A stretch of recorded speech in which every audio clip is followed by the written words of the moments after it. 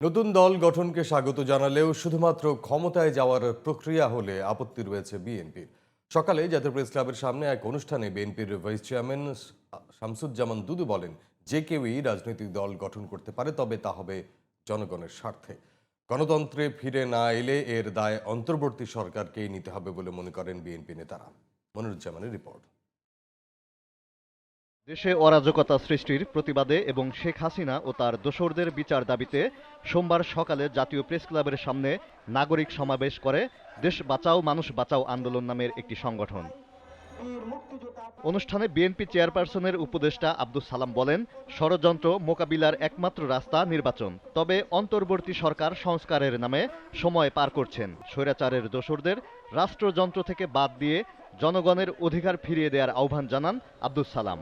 ফ্যাসিবাদের দোসরদের কাঁধে ভর করে আপনি নতুন কিছু করবেন বা ফ্যাসিবাদের সব কিছু দলিল টলিল মুছে দিবেন, এটা কি ওরা থাকতে সম্ভব হবে নাকি?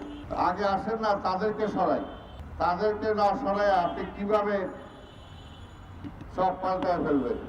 বিএনপি সরকারই দেশের মানুষকে স্বস্তি দিতে পারে দাবি করে দলটির ভাইস চেয়ারম্যান শামসুজ্জামান দুদু বলেন, তাদের দল নিয়ে আবার ষড়যন্ত্র হচ্ছে। বিশেষ উদ্দেশ্যে রাজনৈতিক দল গঠনের চেষ্টা হচ্ছে বলেও অভিযোগ করেন তিনি।